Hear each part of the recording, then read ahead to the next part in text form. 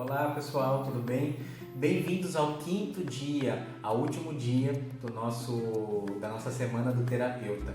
Hoje vocês vão aprender sobre mecanismos de defesa, que são as maneiras que a nossa mente lida com os problemas para não sofrer ou não sofrer tanto. É um dos conteúdos que eu acho mais incrível na psicanálise. Obviamente eu não vou passar todos aqui para vocês porque a lista é imensa. Nem no próprio curso de psicanálise é passado todos. Mas vou falar aqui dos principais, os que mais acontecem no dia a dia. E veja aí se você se identifica, se você identifica alguém que você conhece. Vamos lá? Bom, primeiro não tenho como falar de mecanismos de defesa sem citar Ana Freud. Vou ler aqui para vocês. Ana Freud, filha de Sigmund Freud, teve uma contribuição muito importante com a sua teoria. Alguns dos conceitos pensados e cunhados exclusivamente por Ana Freud redefiniram o modo como a psicanálise na época era vista. E uma de suas concepções mais famosas é a dos mecanismos de defesa do ego. Então ela que começou com isso, com essa teoria. E depois, lógico, veio depois Melanie Klein e tudo mais. Mas quem teve início a esse estudo foi a filha de Sigmund Freud. Bom, vamos falar sobre os mecanismos então. O primeiro, formação reativa. O que acontece nesse mecanismo? Quando os impulsos são desaprovados pelo superego, ou seja, por exemplo, um rapaz que é homossexual, mas a cultura e o superego dele proíbem que ele seja homossexual. Então ele é o cara que vai pegar e vai lá para a marcha do orgulho hétero e vai levantar placa e vai falar morte aos homossexuais, homossexual é uma doença. Ou seja, ele vai e é quando ele exagera o oposto porque ele sente aquilo lá. Então ele é homossexual, só que ele, por reprovar aquele comportamento que ele mesmo sente, ele expõe-se como sendo o extremo contrário, o extremo inverso. Então por isso que tem aqui amor e ódio. Porque sabe quando falam que quando você odeia muito, o ódio é muito perto do amor? Então se você odeia muito a pessoa, você odeia determinantemente aquela pessoa, é porque você talvez ame ela, você odeia o ato de amar ela. Então esse mecanismo de defesa é bem controverso, que é daquela pessoa que fala uma coisa, mas por dentro ela é outra, ok? E ela sabe que ela é, esse não é inconsciente, ela sabe que por dentro ela é assim. Então o cara que é homossexual e reprime a homossexualidade, ele sabe que ele é e ele pode ou não praticá-la escondida. Então ele pode ser o cara que vai lá na avenida de noite, sai com travestis, ou sai com homens comuns mesmo, ou ele pode reprimir para ele, aí ele está fazendo dois mecanismos de defesa diferentes, que vocês vão aprender depois, ok? Projeção.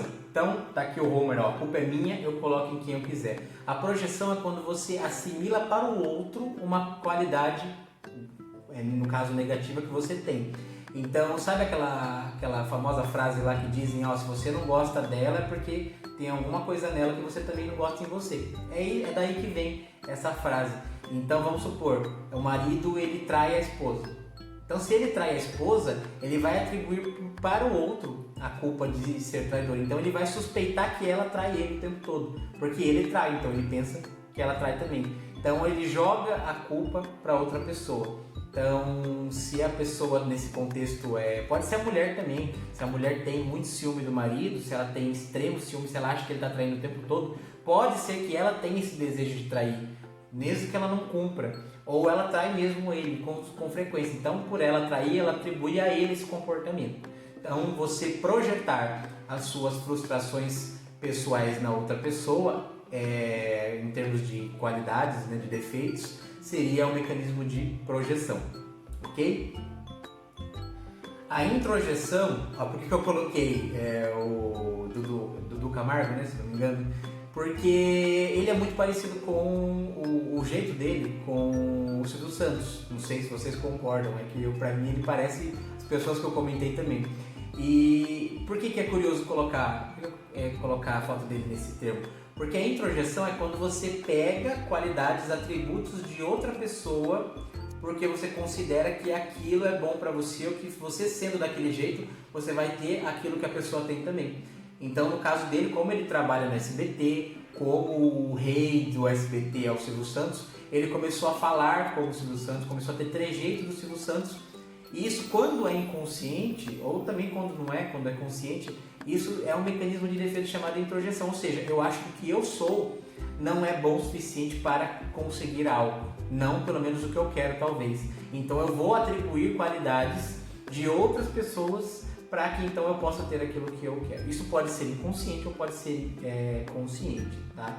Não importa, esse mecanismo de defesa é o mesmo, que é você pegar do outro e atribuir para você. A negação, né, tá vendo que os macaquinhos, eu não vou ouvir, não vou falar e não vou ver. A negação é quando realmente você nega que tal fato tenha acontecido ou que você seja tal coisa. Então, mesmo você sabendo que você, por exemplo, sei lá, tá acima do peso, você fica falando, não tô em cima do peso, não, tô ótimo. Ou se você não aprova um outro comportamento do seu filho, mas você não quer aceitar que ele tem aquele problema, você fala, não, meu filho não tem nada. Mas seu filho eu vi o seu filho usando droga. Não viu, imagine, meu filho não faz isso. Mesmo você tendo encontrado talvez ali na bolsa dele e visto que de fato ele usa, mas você nega. E nega não só para os outros, como nega para você. Não, isso não aconteceu, isso não pode ter acontecido, deve ter sido um engano. Né? Ou você fala assim, eu não quero falar sobre isso. Então não quero falar sobre isso, também é negação. Então negação é para falar, para ver, para ouvir. Ou então vamos estender esse exemplo, vamos falar assim, o filho da pessoa está lá usando droga. Aí alguém vem falar para ela, não quero saber, eu não tenho tempo. Ou então ela vê que o filho vai usar droga, ela vira pro lado e passa reto, não quero ver. Ou então, seu filho está falando droga, não quero falar sobre isso. Então a negação pode ser em qualquer um dos aspectos, tá? Todos eles são negação, quando a pessoa fala que daquilo não existe, ou ela nega ver, nega ouvir ou nega falar sobre. A anulação é aquele mecanismo de defesa que usa de rituais, né, de simpatias, para você se defender. Então, sabe quando você fala uma coisa errada e fala bate na madeira, e você bate na madeira? Quando você faz o sinal da cruz, se for para se proteger. Então, qualquer ato supersticioso ou religioso que envolva uma proteção com relação a algo que foi dito ou que foi feito é caracterizado um mecanismo de defesa de anulação, ok? A racionalização é quando você busca uma explicação para o inexplicável, digamos assim. Vamos estender a metáfora da mãe que pegou o filho usando droga. Se a mãe pegou o filho usando droga e ela vai usar o mecanismo da racionalização, é diferente da negação. Ela não vai negar que ele esteja usando, mas ela pode chegar e falar assim, eu sei que ele está usando, mas é porque é coisa de adolescente, isso aí passa, isso aí na minha idade eu também fiz. Então ela começa a dar uma explicação que ela considera plausível para ela e para sociedades que é, no caso, mais aceita. Então pode ser em qualquer contexto. Se ela tem um filho homossexual e ela não aprova a homossexualidade e de repente contam para ela ou ela descobre, ela vai falar, não, mas isso aí é fase. Aí depois ele volta a gostar de mulher de novo, não tem problema. Então você buscar uma razão para alguma coisa, uma explicação lógica que anule, no caso, a sua premissa, é considerado um mecanismo de racionalização, ok? A fuga. A fuga é você fugir de enfrentar a situação. Na verdade, a fuga caracteriza-se como ser o contrário de enfrentar. Então, tô com um problema financeiro. O que eu vou fazer? Eu tô com esse problema, eu preciso resolver. E em vez de você ir tomar uma decisão e resolver, você fica fugindo. Você foge da cobrança, você vai chegar uma hora que você tem que conversar com a sua esposa, com seus filhos, da falta de dinheiro, você foge no sentido assim de não, hoje eu não posso, eu tenho que trabalhar, não, depois a gente conversa. Então a fuga pode ser uma fuga de qualquer tipo de coisa.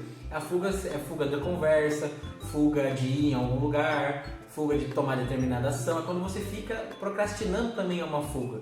Se você sabe que fazer aquilo vai doer, ou seja, doer assim emocionalmente, se tomar aquela atitude ali é emocionalmente ruim, ou seja, meu relacionamento tá uma bosta, digamos assim, com perdão da palavra.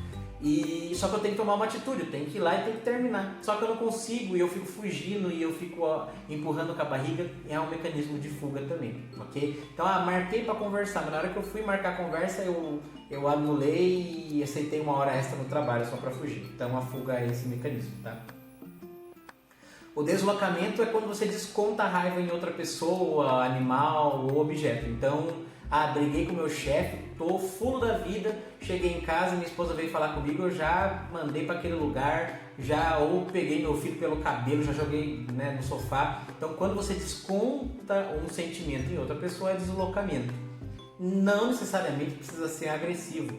O deslocamento pode não ser agressivo também. Não é comum como mecanismo de defesa daí. É mais caracterizado como mecanismo de defesa quando você está mal e você desconta em alguém. Então pode ser um objeto, um animal, você pode chutar tá chutando um balde aqui, né? Pode ser chegar, você vê um balde lá, você chuta, você bate a porta. Então o deslocamento seria isso, tá? A regressão, perdão, é quando você volta para uma das fases psicossexuais. Então, por exemplo, você pode voltar a ter fixação oral, que seria uma regressão também. Você pode voltar a chupar o dedo, né? Pode fazer, enfim, que nem está na foto aqui. Tem alguma atitude, digamos assim, não que necessariamente seja infantil, mas que remeta a algo da sua infância, do seu passado. Não necessariamente quando você era criança, mas você pode, por exemplo, quando eu era criança ou quando eu era adolescente, eu agia dando risada de tudo quando eu estava mal. Então, você não tem mais esse comportamento. Só que de repente acontece alguma coisa muito grave e você começa a dar risada de tudo. Meu pai morreu, começa a dar risada. Eu perdi o emprego, começa a dar risada. Então você teve uma regressão, você voltou ao comportamento de quando você tinha uma idade menor. Isso também é caracterizado como regressão. Ou também as fixações, como falado na aula das fases psicossexuais, também caracterizariam ali uma possível regressão, que é você ter a fixação de novo pela fase oral, pela fálica, pela anal, ok? A sublimação, aqui eu coloquei a Adele, é quando você tem um impulso que é negativo, ou seja, vamos supor, depois eu explico o porquê dela. Vamos supor, você tem um prazer em machucar as pessoas, em cortar as pessoas. Isso é uma coisa absurda, você sabe que isso é absurdo, você acha que é totalmente imoral, que não é certo, só que o impulso vem do mesmo jeito. Então, em vez de você reprimir ele e ficar com o id ali esmagado pelo superego, você arruma uma maneira socialmente aceita de fazer isso. Então, a pessoa que tem uma vontade, tem prazer em cortar, fazer cortes na pessoa, ela pode se tornar um cirurgião plástico e aí ela vai saciar essa vontade de uma maneira totalmente aceita, ainda fazendo bem para as pessoas. Eu coloquei a Adele aqui porque ela também é um exemplo. Não sei se vocês conhecem a história dela, só rapidamente falando. A Adele teve uma desilusão amorosa muito forte. Até então ela já cantava, mas ela não era muito famosa. Com essa desilusão famosa dela, com a desilusão dela, ela fez a música mais famosa dela, que é Rolling the Deep. E essa música tem um trecho que fala assim: Turn my sorrow into treasure gold. Ou seja, transformei a minha dor, né? Transformei o problema em um tesouro valioso. Por quê? Porque através dessa decepção ela criou uma música que explodiu ali e conquistou todo mundo. Muitas pessoas amam essa música, inclusive eu amo essa música. E ela teve tudo isso que ela tem até hoje graças a um problema que ela teve. Então ela sublimou o problema, ela pegou a dor e transformou em arte. E isso também é uma forma de sublimação.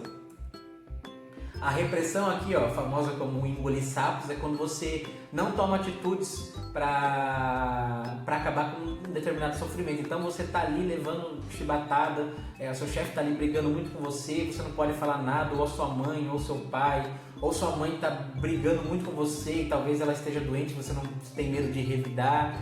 E aí você acaba engolindo muito sapo, reprimindo, e a repressão é consciente, ou seja, você opta por não falar nada, você opta por segurar, você opta por guardar. Os motivos podem ser inconscientes, mas você toma a decisão conscientemente. E a repressão é diferente do recalque que eu vou falar aqui mais pra frente. Cadê o recalque aqui? Depois eu volto lá. O recalque já é inconsciente. A mente tem um conteúdo absurdo ali, ou seja, vamos supor, a menina foi abusada pelo pai e é muito grave, ele vai lá e recalca esse sentimento, esse acontecimento. Então, às vezes, a menina, quando cresce, ela tem um certo repúdio pelo pai, ela não gosta dele, mas ela não sabe por quê, porque está recalcado. A diferença de recalque para repressão é que a repressão é consciente. Você sabe que você está optando por não falar nada, por não fazer nada. O recalque não, o seu inconsciente vai lá e já coloca essa lembrança ali para que você não sofra, para que o ego não sofra. E o isolamento não é só o isolamento de ficar sozinho, é você isolar o que faz mal para você. Então vamos supor, se você acha que as pessoas fazem mal para você, você começa a se isolar das pessoas. Mas não necessariamente você isola de todo mundo. Pode ser que uma pessoa especial te fez mal, você começa a isolar ela. Ah, tal música me lembra... Eu gostava muito de uma música, mas ela começa a me lembrar o ex. Você começa a isolar essa música. Então, você se afastar de determinadas coisas é considerado já um mecanismo de isolamento. Não necessariamente você tende... Não é isolamento de ficar sozinha, ficar no quarto chorando. Pode ser também? Pode. Pode ser que ele afaste todo mundo. Mas o isolamento pode ser de um objeto em específico ou pode ser de pessoas e num geral. Ok?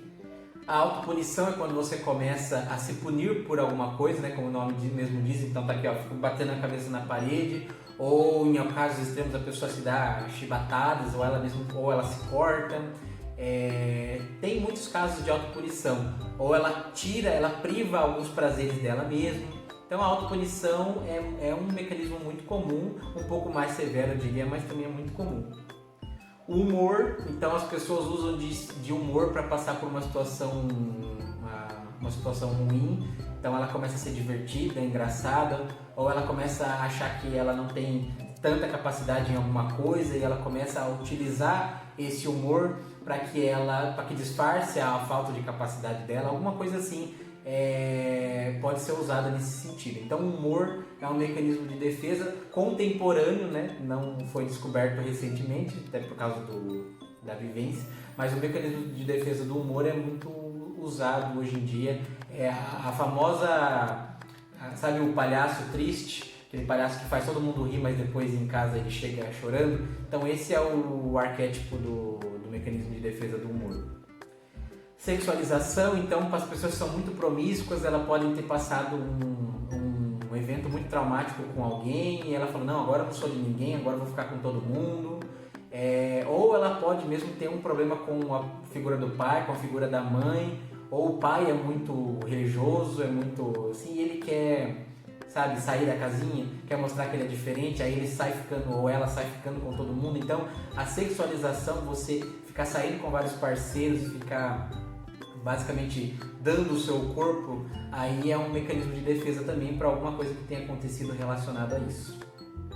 E hostilidade, quando você trata mal as pessoas, quando você é agressivo com as pessoas, mas no geral. Ou seja, alguém te fez mal lá atrás e você começa a tratar todo mundo com hostilidade. Porque você acha que se você der abertura para alguém, se você for legal com alguém, essa pessoa vai te fazer mal. Então você começa a tratar todo mundo mal, começa a ser hostil com todo mundo para que você não sofra daí uma outra possível decepção. E intelectualização, quando você acha motivos cultos para explicar tudo o que está acontecendo. Não, mas veja bem, um estudo fala que não é bem assim. Um estudo do IBGE, ele começa a pegar coisas assim cultas para corroborar com aquilo que ele está falando ou para sair de uma determinada situação. Essa é a intelectualização. E em resumo, todos eles são feitos para proteger o ego, para que o ego não sofra. São atitudes tomadas pela nossa mente para que nós soframos o mínimo possível ou não soframos. Mas lógico que isso acaba tendo várias consequências se não trabalhadas. Vale lembrar que todos os mecanismos de defesa que eu falei aqui podem ser encontrados em pessoas comuns e não necessariamente ela tem algum problema. Só os exageros, quando é muito exagerado, quando isso é feito aí a todo tempo e a pessoa 24 horas por dia basicamente assim, aí é considerado um problema que tem que ser tratado. Ok? Então essa aula foi um pouquinho mais longa que as outras, espero que vocês tenham gostado do mecanismo de defesa, espero que vocês tenham gostado da semana do terapeuta e fiquem atentos ao grupo que não acabou ainda, eu vou fazer mais um vídeo para vocês, que eu tenho uma surpresa para todos, não saiam daí, não saiam do grupo, fiquem atentos que logo mais eu mando esse vídeo, ok pessoal? Beijo para todos vocês, espero vocês daqui a pouco no próximo vídeo e até lá!